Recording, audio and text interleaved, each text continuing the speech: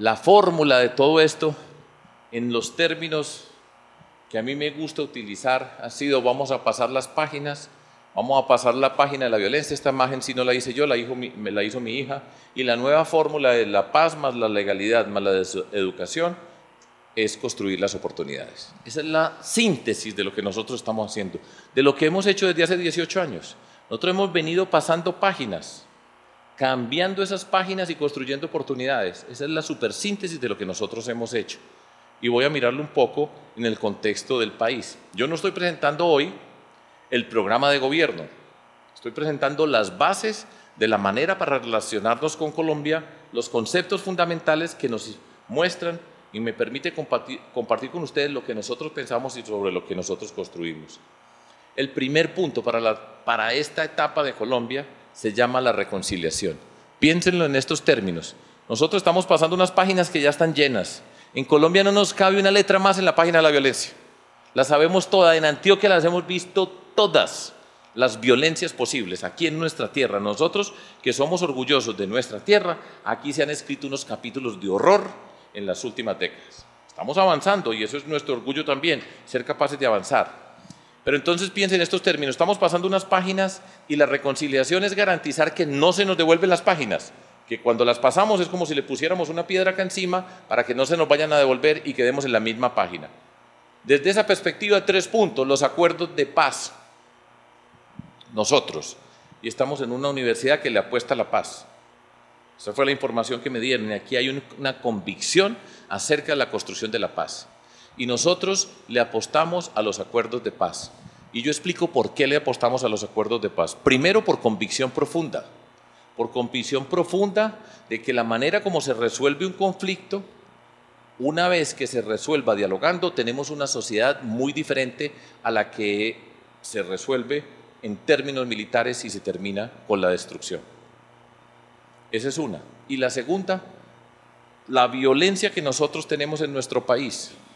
Esa violencia profunda que nosotros tenemos, sin duda, tiene una raíz muy grande asociada con los grupos guerrilleros desde hace más de 50 años.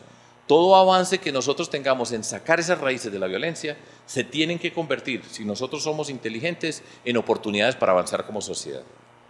Eso es por convicción y por experiencia, porque nosotros sabemos y hemos visto cómo se construye la paz. 2004, cuando llegamos a la alcaldía de Medellín, nosotros empezamos el 1 de enero del 2004 a gobernar acá en la ciudad y cambiamos el rumbo de esta ciudad. Y empezamos cambiándolo por la forma como hicimos la política. La manera como llegamos fue crucial para la manera como condujimos la sociedad, eso lo explico ahorita. Pero a nosotros nos tocó un proceso de reinserción.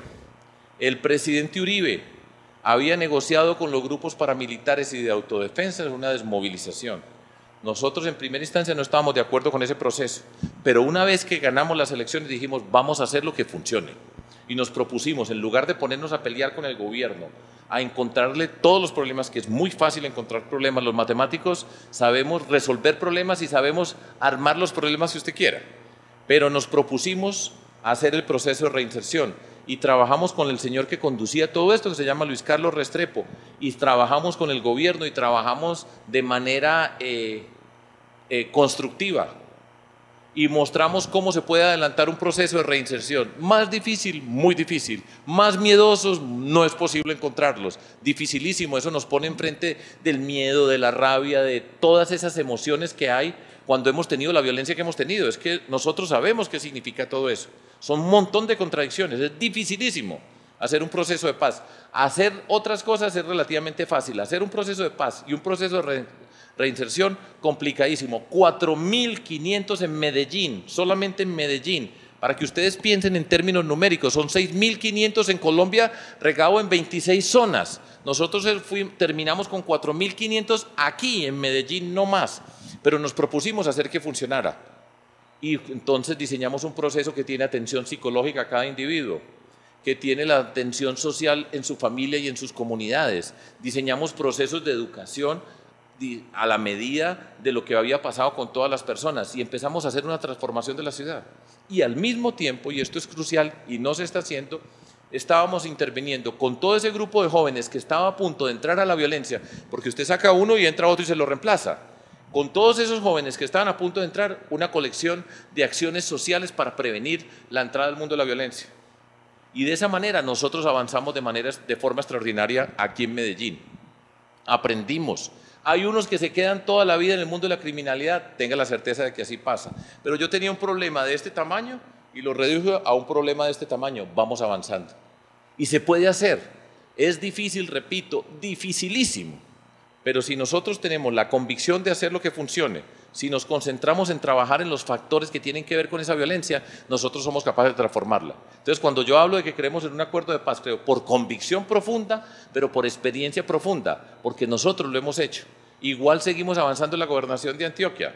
En la gobernación hicimos el programa Preparémonos para la Paz y vamos llegando a las comunidades. Por eso yo creo profundamente en avanzar en los acuerdos. Ha cometido errores los que quiera, empezando por uno, porque el presidente, y es una responsabilidad del presidente de la República, no hicieron la pedagogía de la paz. Y cuando no hay pedagogía, cuando no se nos explica qué es lo que está pasando y cómo lo está pasando, pues la gente queda en el vacío. Y eso es muy importante para la sociedad, eso lo hemos hecho nosotros siempre. Siempre explíquele a las personas. Por supuesto, yo soy un profesor de matemáticas, creo en el poder de la explicación.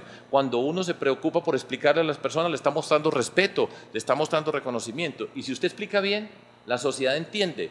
Y si uno anticipa los problemas y le va diciendo a las personas qué es lo que puede pasar, la mayoría responde de manera positiva. Eso ha sido un error monumental y no se ha hecho todavía. Y nos va a tocar hacerlo a nosotros el año entrante en el proceso de llegar a los territorios para ir construyendo la paz, pero se ha perdido mucho tiempo. Y hoy, una de las cosas que más me preocupa a mí en Colombia, lo que está pasando, son las noticias que nos dicen no están haciendo bien ese proceso con los grupos. Entonces oímos de deserciones y oímos que el Estado no está llegando a ocupar el territorio donde estaban los guerrilleros. Si no se hace eso bien, fíjense que no estoy hablando ni siquiera de los acuerdos, si los cumple o no los cumple, que es una de las discusiones que se dan, sino que estoy hablando de la implementación. Si no lo hacemos bien, vamos a tener muchos problemas en nuestro país. Y estoy hablando desde la experiencia de nosotros aquí, en nuestra casa, donde lo hemos visto. Un proyecto profundo de cultura ciudadana. Después de todas estas décadas, con una sociedad que nosotros hemos tenido, donde los protagonistas han sido guerrilleros, paramilitares, narcotraficantes ilegales y corruptos. Todas las personas que estamos aquí sí ya no importa la edad, todos hemos crecido en una sociedad donde esas personas han sido protagonistas de nuestras vidas. Esa es una sociedad que tiene que mirarse de manera muy profunda la forma como nos relacionamos, qué cultura hemos construido cuando esas personas han sido las protagonistas. Y eso nos afecta profundamente, y para enfrentar esa cultura donde está la violencia y la ilegalidad como parte de nuestras raíces, para eso el antídoto se llama la cultura ciudadana, la pedagogía cívica, de la convivencia, que entre otras cosas nos permite a nosotros aprender a ser diferentes sin ser enemigos. En Colombia no somos capaces de ser diferentes sin ser enemigos. Aquí es diferente, enemigo, enemigo, agresión. Y nuestra historia siempre nos está mostrando cómo la violencia física se ha convertido en una forma de pasar de la agresión verbal a la violencia física en minutos. Esa es una parte de nuestra historia dolorosa. Y en esa cultura que les decía, del vivo vive el bobo, donde la trampa se convierte en un mecanismo permanente de relacionarnos, donde no se respetan las normas, donde está todo eso, nosotros tenemos que hablar de una cultura de la legalidad. Y esa es la manera de llegar desde las familias, las escuelas, el contexto grande, a hacer una pedagogía de sociedad para cambiar. Esa es una buena oportunidad que nosotros tenemos. Y la siguiente tiene que ver con la seguridad ciudadana. Estamos cerrando un capítulo y esperemos que con el ELN termine bien. De nuevo, por convicción, por principios y por experiencia. Pero aparecen otras formas de la violencia en Colombia. Entonces se da el fenómeno de la extorsión, del narcotráfico, de otra criminalidad. Y tenemos que estar muy atentos para garantizar la seguridad de las personas, que entendamos hoy, en contraposición con lo que nos tocó a nosotros, donde había una violencia de origen político, ideológico, acá es una violencia ciudadana que nosotros tenemos que entender muy bien, entender que la seguridad es un derecho y empezar a enfrentarla desde ahora para que no vaya creciendo otra vez otras violencias en Colombia y volvamos a escribir otra página de la violencia. Eso hace parte de la reconciliación. Tiene que ver los acuerdos, la pedagogía que nos transforma y evitar las nuevas formas de violencia. Esta era la violencia del pasado, que la transformamos en acuerdos. Repito, la pedagogía que nos transforma el espíritu y evitar que volvamos a escribir otra página en ese sentido. Eso se llama la reconciliación. A continuación, voy a hablar de corrupción. Y voy a ponerles acá unas imágenes antes de hacer una reflexión acerca de la corrupción, pues que está de moda. Entonces, el titular de un artículo en el periódico El País de España, la versión digital, lo escribió Marín Mircela, y dice: corrupción y transparencia, enemigos íntimos.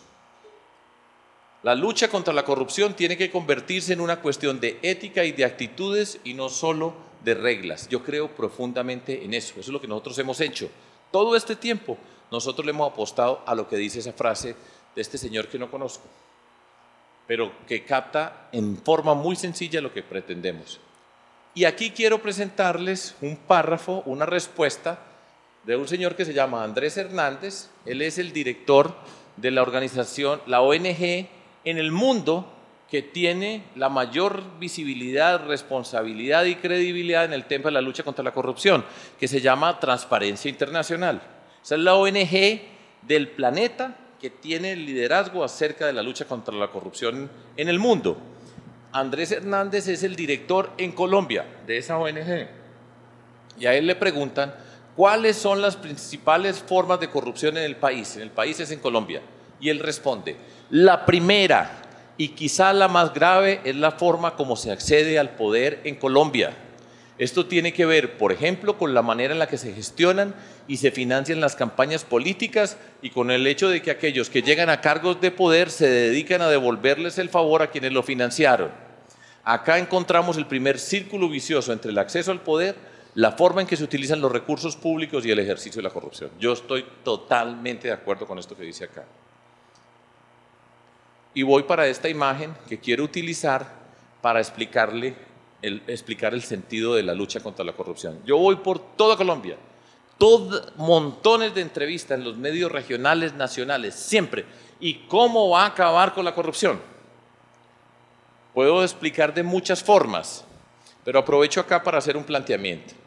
Primero, esta es la frase que dice aquí: de la forma como se llega al poder, así se gobierna. Son los medios los que justifican el fin. Usted mire cómo llegó la persona, cómo ganó la elección, y usted ya sabe cómo va a gobernar. Y cómo es la manera como se roban la plata acá, porque aquí nos metemos una cantidad de cuentos muy grandes, pero la forma como se la roban es muy sencilla. Con este y con este se juntan y arman una empresa para que gane este. Todo el mundo sabe qué significa que se juntaron estos. Y va a ganar este, y cuando este gana, tiene que llegar a pagar la inversión de los que invirtieron en la empresa. ¿Y cómo llegan a pagar? Llegan a pagar con puestos, con contratos. ¿Y qué necesitan? La impunidad, que no los cojan. Pagan para llegan a robar. De eso no tenga la menor duda. En cualquier lugar, o si ustedes me pueden dar un ejemplo a mí, de gente que ustedes saben cuánta plata pusieron en la campaña y después gobernaron de manera transparente sin pagar. Y se paga, repito, con puestos y contratos. Eso tiene que ver con esa expresión. Son los medios y por eso decimos nosotros: mire cómo llega. Y si usted mira cómo llega, descubre qué va a pasar. Habitualmente aquí nos quieren meter el cuento de: va a llegar este, y se olvida su trayectoria. Se quiere ignorar la manera como llegó. Y todos sabemos cómo llegó y sabemos qué pasó para que ganara.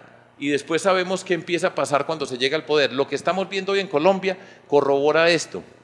Una forma que yo digo, hablo en primera persona, he calificado todo esto, es: la corrupción es una empresa criminal más difícil de combatir que las guerrillas y las bandas criminales. Dentro de todo esto, dentro de toda esta expresión que tenemos acá, ustedes van a ver a los más corruptos de los corruptos, vamos para campaña, liderando, entre comillas, la lucha contra la corrupción. No se les mueve una pestaña. Ustedes han visto un corrupto de esos que nos aparecen de vez en cuando en televisión, con ojeras, con los ojos llorosos, despeinados, que miren a las cámaras y le digan: yo tengo una vergüenza muy grande, qué pena lo que yo hice? Ni uno, van todos elegantes. No he visto uno con ojeras y están supuestamente en prisión. Ni uno con los ojos llorosos, nadie, todos van compuestos, como decimos nosotros acá, o se decía antes, como unas uvas, ¿sí? Con su tremendo abogado al lado, orondos, y van a enfrentar a la justicia. Y ese es el malestar de la ciudadanía cuando dicen, y a uno le dicen: hagamos como en Singapur, que le corten una mano a los corruptos, que pena perpetua, que montón de cosas, que es el síntoma, la expresión de ese malestar que produce ver unas personas donde no hay distribución social, se han robado lo que se han robado y van orondos, porque tiene su tremendo abogado que les va a reducir las penas, que va a negociar de manera tal que eventualmente llegue rápido a la casa por cárcel y de pronto salir para disfrutar la plata que se robaron. Ahí está. Y nos meten el cuento, y aquí la Facultad de Derecho, y ahora estaba hablando con el rector y con algunas de las personas, el reto ético que tienen las facultades de Derecho. Estoy seguro que muchos de ustedes están estudiando Derecho. Y el derecho está bajo la mira de nuestra sociedad. Lo que está pasando es una vergüenza para nosotros como sociedad. Entonces, ¿de qué manera vamos a enfrentar todo esto nosotros? Por supuesto que las leyes se necesitan, pero en Colombia la trampa es o ha sido que para cada problema ponen una ley y creen que la ley resuelve el problema y el problema es ético de las personas que están allí. Entonces nos van a sacar una cantidad de leyes. Las leyes se necesitan para la contratación, que si hace esto se acaba la puerta giratoria, que con este pliego se acaban los carteles de la corrupción, con estos cambios se acaba la contratación directa, todo eso, y nos van a decir esta es la solución. Y los que no cumplieron con la que hay, porque hoy hay leyes, ¿sí?, son los que van a decir que esa es la solución. Y ahí está la trampa de Colombia. El problema es ético y profundo. Entonces, cada que estamos hablando con eso, a mí me preguntan, diga cómo va a resolver el problema de la solución, y le digo, muy fácil. Nosotros tenemos la solución para enfrentar la corrupción. Y es, primero, no pagamos un peso por un voto. Primer punto. Entonces me miran atónitos. No pagamos un peso por un voto y después, cuando llegamos al poder, ni un puesto ni un contrato para un congresista. ¿Por qué esa es la solución? Yo soy matemático, yo no soy abogado, pero yo sé cuál es el problema para llegar. Pagan para llegar, nosotros no pagamos para llegar. Y los que pagan para llegar, puestos y contratos, con impunidad. Nosotros, si no pagamos, podemos gobernar con transparencia y podemos hacer la gestión pública de una manera totalmente diferente. Ahí está la solución. Y de esa manera se puede hacer. Lo hicimos en la ciudad de Medellín. Yo fui alcalde de Medellín y no hay un solo concejal que pueda decir que nosotros le dimos un puesto o un contrato. No hicimos coalición, aquí hay mucha gente que sabe de la política, no hicimos una coalición para que nombraran esta persona en la Contraloría, porque el primer anillo es, necesitamos el Contralor, para que el Contralor no nos vea, necesitan la impunidad, empieza con el Contraloría y Personería, y de ahí para adelante van subiendo. Ya vimos lo que pasa con las Cortes, ya descubrimos en el país que en las Cortes también están ayudando para que los procesos no se los apliquen.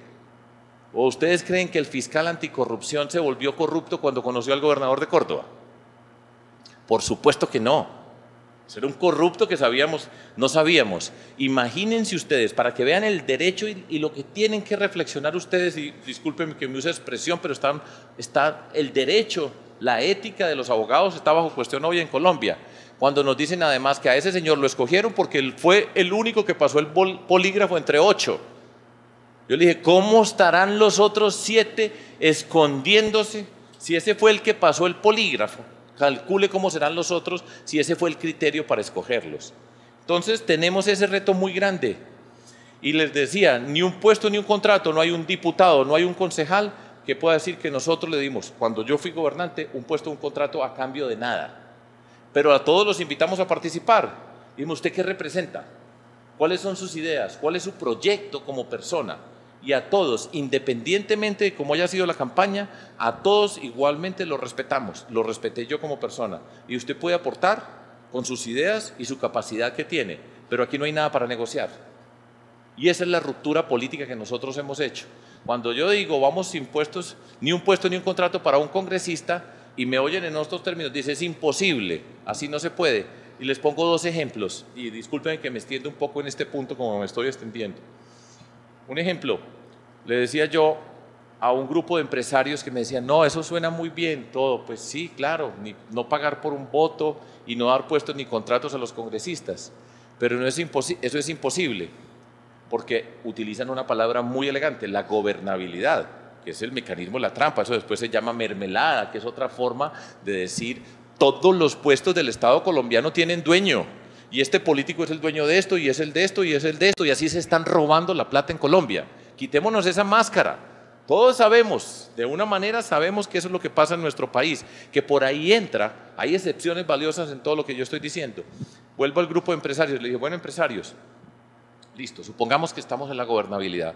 Entonces piensen ustedes que todos son empresarios y van a hacer un aporte para la campaña. Tú vas a hacer un aporte para la campaña. Hagámosle 10 millones. Pero entonces le decía yo, entonces usted me dice a mí, tú me dices a mí, perdón que te utilice como ejemplo, por supuesto que no tiene para cara nada de esto. Entonces usted me dice, bueno, pero yo le doy 10 millones, pero usted utilice tanto para comprar unos votos. Sí, si hay que comprar votos, entonces usted me dice cuánto nos gastamos de la plata que aporta para comprar votos. Seguramente van a decir poquitos, pues que es que nosotros no somos como todos esos otros pillos, ¿cierto? Pero nosotros entonces compramos poquitos votos. Y después, cuando ganemos, me dice, a este congresista le damos unos puesticos y unos contraticos, para usar el diminutivo que a veces se utiliza. Así no es. Eso no es comprando poquitos votos y dando poquitos puestos y contratos. Es ni un peso por un voto, ni un puesto, ni un contrato. ¿Y cómo se hace? Haciéndolo. Esa es una decisión que depende de nosotros. No hay leyes que nos obliguen a hacerlo.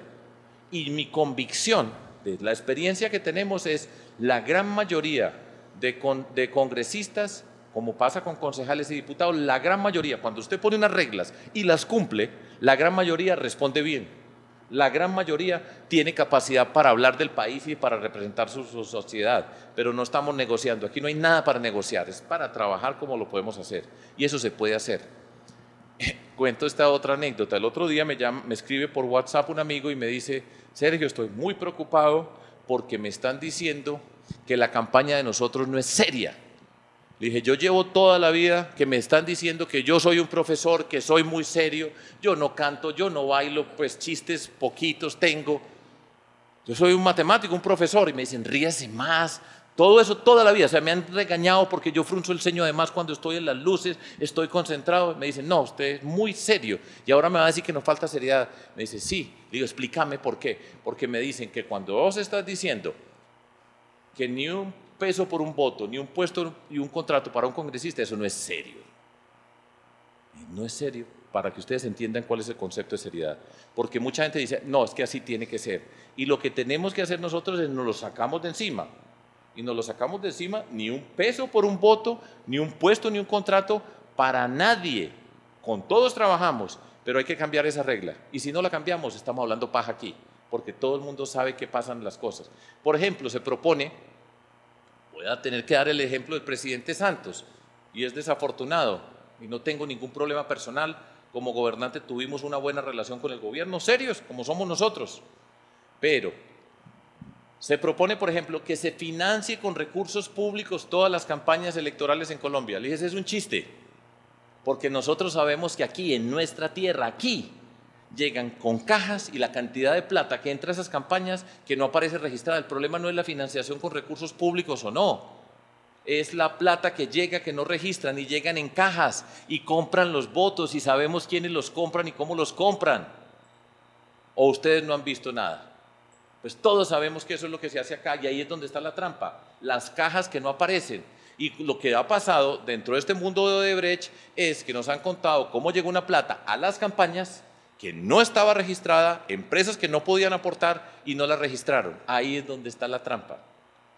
Ahí es donde está. ¿Y nosotros cómo lo rompemos? Pues actuando de otra manera. Toda la plata que ha llegado a las campañas, cuando yo he sido candidato, y ya van 3 veces, están registradas. Nunca hemos llegado a un tope. Toda persona que puso un peso, ahí está, registrado. Y así es como se lucha contra la corrupción. Cuando usted no tiene que llegar a pagar a los que llegaron con esas cajas, para decir, mire que le voy a aportar a su campaña, porque después esos que pusieron la plata en las cajas, le tiene que pagar con puestos y contratos, y todos sabemos cómo funciona aquí, en nuestra tierra. Porque esto no es que es en la costa o algo, aquí. Nosotros sabemos cómo es y eso los hemos enfrentado hace 18 años. Todo esto, bueno, me voy a saltar esta, que me gusta mucho, pero esta es, todo esto es para pasar esas páginas, la reconciliación, para que no se nos devuelva la página de la corrupción. Y ahora hablaba con Gustavo Gallo acá que decía, a medida que vamos avanzando en pasar la página de la guerra, empieza la sociedad a mover sus reflectores y empieza a verle la dimensión de la corrupción. Eso es lo que estamos viendo ahora. Por fortuna existen los Estados Unidos de América, imagínense ustedes. Porque toda esta investigación viene con trabajo en los Estados Unidos. Si no es la DEA, la que graba al gobernador de Córdoba, que trabajó con nosotros cuando estábamos en la gobernación. Él era el gobernador de Córdoba. Muchos de ustedes aquí les tocó trabajar con ellos y cómo trabajamos y cómo ayudábamos, ¿sí? Si no es por la DEA, que trabaja con él, trabaja en el sentido que trabajan, nosotros no nos hemos dado cuenta de esto y todavía estaríamos como habitualmente se hacía desde Bogotá. Es que los corruptos están en La Guajira, mire que se roban la plata de los niños de la alimentación escolar, es cierto, y se murieron unos niños guayús. Y entonces esa era la indignación, que por supuesto tiene que haber indignación. Y después dicen, no, y se la roban en el Chocó, entonces La Guajira, en el Chocó, en Buenaventura, por todos los lejos se la roban. Y esa era la imagen, los ladrones están en las regiones. Y descubrimos con todo esto que los ladrones, los que valen plata en dólares, estaban en el centro. Entonces, todo esto que estamos haciendo es para avanzar y para escribir una página nueva. Todo lo que nosotros hemos hecho en política y en lo público es avanzar, llegar al poder de una manera diferente para gobernar de una manera diferente y escribir una página distinta. ¿Y esa página cómo se escribe? Educación, ciencia, tecnología, innovación, emprendimiento y cultura. Le estamos apostando a las capacidades de la gente. Las personas, ahí es donde nos transformamos. La riqueza que nosotros tenemos es el talento que hay por todo Colombia. Por todas partes tenemos talento de personas y comunidades. Pero lo que no nos hemos dado la oportunidad es que ese talento se transforme para convertirse en riqueza. Y esta es la apuesta por eso, y eso fue lo que hicimos en Medellín y hemos hecho en todo momento en Antioquia para transformar esta sociedad, porque vamos a escribir una página nueva.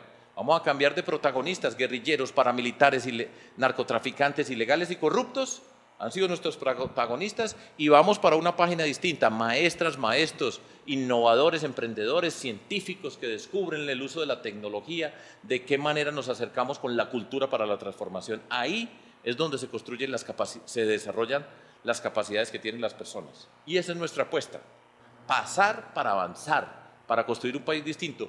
Y la sociedad construye la esperanza cuando somos capaces de darle sentido a todo esto, para luchar contra las desigualdades sociales profundas que tenemos en Medellín, en Antioquia y en Colombia, desde las personas a los territorios. Todas esas desigualdades nosotros le apostamos a las capacidades para hacer la transformación, para construir un modelo de desarrollo diferente, donde el tema ambiental es la condición inicial para el desarrollo que viene a continuación, para cambiar por una política donde la locomotora minera era el principal punto para la transformación de la sociedad, para construir una sociedad donde está el conocimiento, la innovación, la capacidad de la gente, para hacer un modelo de desarrollo de esa manera, para, por ejemplo, avanzar en el tema del desarrollo rural, que es una de las oportunidades gigantescas que tenemos hoy en Colombia. Si nosotros somos capaces de conducir este proceso de paz bien conducido, el tema del desarrollo rural es una gran oportunidad para nuestro país con todo lo que significa entenderlo.